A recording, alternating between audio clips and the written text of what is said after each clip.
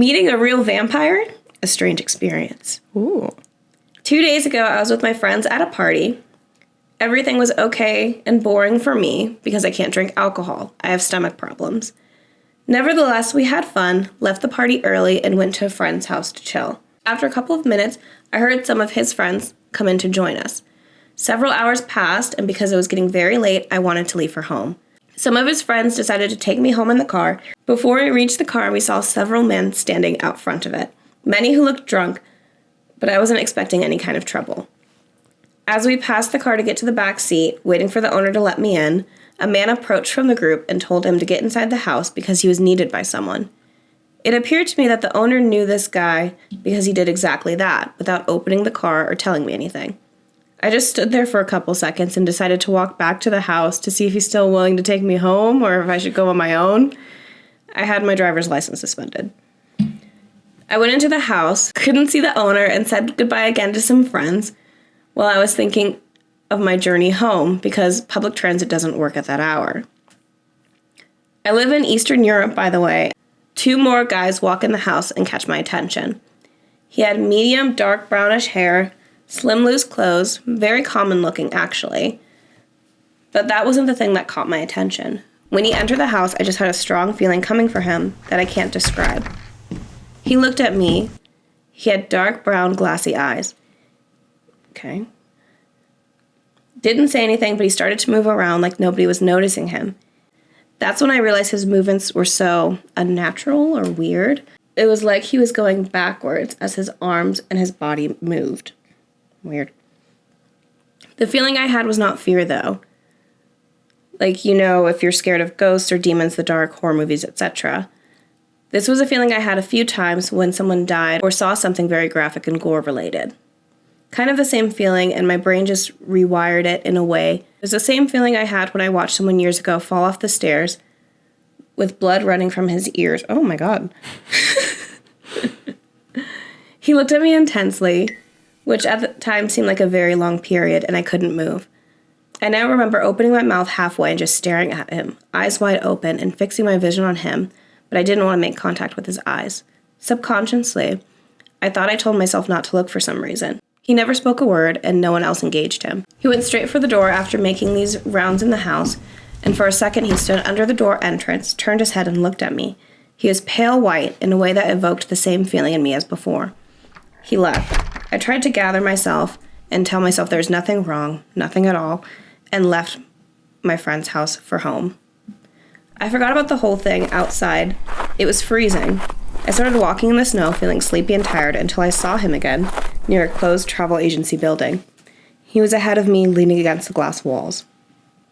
He didn't seem to notice me, but I knew that it was him. I switched sides on the sidewalk to get some distance, with one eye looking in his direction. He noticed me halfway and smiled shortly. I couldn't see his face because of the snow and the distance, but I noticed his mouth was a deep red, almost bloody.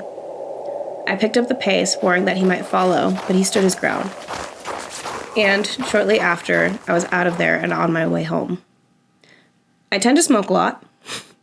I had this irrational fear that when I got home and lit up my cigarette with the window open that someone might come in. And I was thinking of him specifically, though I live in an apartment on the 15th floor. Nothing happened, of course, and I went to sleep. To the hour I'm writing this, I can vividly remember the same feeling I had when I encountered this man, and I can't shake it. Somehow I get a mental image and visualize this man as I did back then, somehow not human, yet human enough to not be afraid in a way I should be of the deep supernatural. I guess the only word that comes to my mind when I think of him, sort of vampire, though strangely it's not from any book of fiction or myth that I know of. But I keep sensing him like that. I don't know why. I keep telling myself this was nothing out of the ordinary, but the experience and the feelings I went through were anything but ordinary. I have to keep in mind that I just can't ignore them subconsciously, and I have to give them credence. I'm sure now more than ever that it was not human. I sensed he wasn't human from the first moment. Has anyone had a similar experience? What if he just kind of spilled his slushy on him?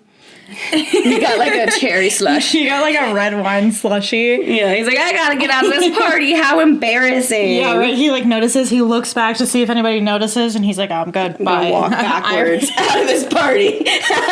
He like kind of moonwalks, but he's not good at moonwalking. So it just looks really weird and disjointed. That's me when I moonwalk. I'm like, I imagine you've seen Parks and Rec before, right? Yeah. I imagine him like Oren. Oh. Yeah. Like it's just like Oren standing there in the corner menacingly. And it's just like really uncomfortable and really awkward. So he has that like really uncanny vibe about him. But yeah, he's just like a weird guy. I don't know if he didn't like walk in and immediately turn all the heads in the place their way and somebody look over and be like, "Who's that?" Yeah. And they're like, "The Bolins." Question. That's Snedward. At any point, did he go? You know? At any point, did his skin sparkle? Did you see that? Good questions. Did you see any fangs? Did his eyes turn red or gold? Yeah, maybe get a paper cut. See what he does. Yeah. Does Go he to a birthday feral? party, open a gift. Did you give him any garlic? If we're going to like traditional mythology, yeah. You could have given him a piece of garlic bread. Was he avoiding the wooden stakes that you obviously have laying around? Did somebody let him come in? Did somebody tell him like, "Hey, you can come inside"? That's a good question. Have to Yeah. do that. Did he have a reflection? Yeah. Did he like silver? Was he wearing any silver? We have questions. That's another thing I've noticed in a lot of like, what? This comment, you should actually go see a doctor. Following that, a therapist or psychiatrist, please. It's always interesting, like in horror movies about vampires, how the vampires are always wearing big dangly jewelry, and it's silver, right? Like they can't touch silver. Am I wrong? I think that's a thing. I know silver bullets kill werewolves, but I think silver is also bad for vampires. Yeah, they're vulnerable to silver. Yeah. The AI overview. Thanks. Yeah. Gemini. Oh, wait, here, I'll go to Reddit. Incapacitated by silver, can't be killed. Yeah. So, see, that really sucks for me because if I ever became a vampire, I'd have to switch to gold, and I don't think gold looks good on me. Well, maybe with your new sparkly diamond skin, you could just wear diamonds. All diamonds. Well, they have to be plated in something. Nope. You like You're just melt gonna a diamond down into a band. It's like Yeah. rock hard. You can't. You're never gonna take that off. Yeah. You and your porcelain body, Dude. and your diamond bracelet. We go back to, okay, if we're talking about the colons and we're going into that side, did he clink when he walked? Definitely. Did he like make any like, do you know, like Yeah. the porcelain plates while he was stepping around? Yeah, it's like when you have squeaky pants and you're trying to play it off that you don't. It's like, what was that? Oh, I don't know. Yeah, he's like, all his limbs moving, and it's just clattering plates. little doll. It's like, is anybody okay? Did like something break in the kitchen? Did anyone hear that? And it's like putting his finger back on. Oh no, Snedward, he over there. It just happens. He has old bones. That's why everyone thinks he's weird. He's They're like, got oh, no, you're arthritis. clinking. Yeah. He's shiny, he's sparkly, he clinks around. He hisses at everyone. He's like those girls in school that used to meow and hiss at people.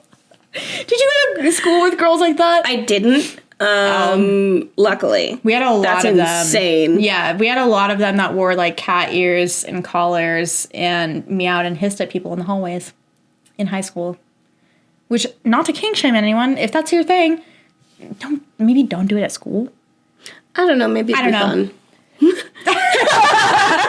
Just try it out for a day. You know, it'd be kind of nice to pull a Maureen Ponderosa and just do a full cat transition. I would go to bars with my friends, and sometimes when guys wouldn't leave us alone, I would bark at them. Yeah, and that would get that. They're like, "That's weird," and I'm like, "Yeah, leave." Yeah. Start snapping. Like, bite onto their arm.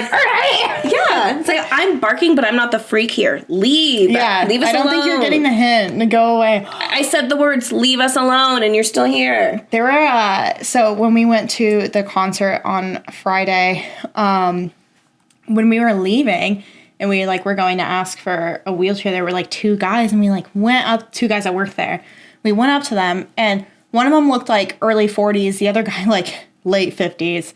And we walked up and we were like, hey, and they were like, oh, are you guys looking to take us home? And we were like, can I get a wheelchair? Yeah. Can you call somebody over here to get a wheelchair? Yeah. And the guy was like, oh, dang, I thought you guys wanted us to come home with you. And I was like, haha. And Sarah was like, oh, no. And it was like, she's like always so positive. And so she's like sitting and talking to him. And I'm like in crippling pain. So I'm sitting there like not having any of it. Right. And then, so the guy, one of the guys, the older guy leaves to go find somebody. The other guy, it's like sitting there. He's 35. I thought he was like in his 40s. He's not. But like basically. Yeah. But he was like talking to Sarah, and he was like, yeah, I moved here from Brooklyn a few years ago. I just got out of a really like serious relationship. And he's like, I got out of a 10-year relationship, and then I moved here, and then I got into another relationship when we just broke up. Just like every man that lives in our city. Yeah. And Sarah goes, oh, she has a friend actually that's single. No! Sarah, no! It gets worse. She goes, so that's single. And he looks at me and he goes, oh, yeah, you're very attractive. And I said, not me. I have a friend. I'm engaged. Yeah. Thank you. And he was like, oh, well, you guys have a good night. Yeah. Like, that was, like, pretty much. And then we got the wheelchair. And, like, she was like, she said something. She was like, oh, I thought you guys were coming home with us. And I was like, Sarah, shut up.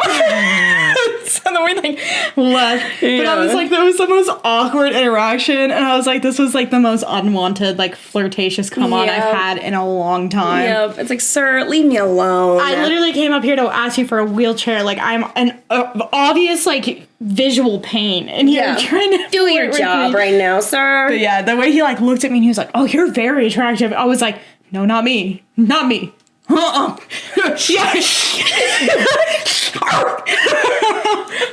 of them went arching my back. Literally. Yeah. Gross. Anyway. Weird. Yeah. May the power of Christ compel you. Me complains that men don't approach anymore, but also. Yeah. No, but it was really funny. She was like, oh, she has a friend that's... No. Mm-mm. Yeah. No. Yep. Yeah. Anyway. Was he even cute? I'm gonna take that as a no. He's not my type. I'm gonna take that as a no. He could be. He's very, like, Brooklyn. Okay. Yeah, that's all I have to say. Yeah. Yeah. He was wearing, like, a beanie and a big shirt. Not for me. He's got a gray beard. I like little shirts on men. Tiny little 4-inch inseam. Yeah, hoochie daddy shorts. The Cullen way. If you enjoyed that little story, be sure to watch the full episode here. And make sure you like, subscribe, and all that jazzy. Jazzy? I see what you did there. Wait, what was that?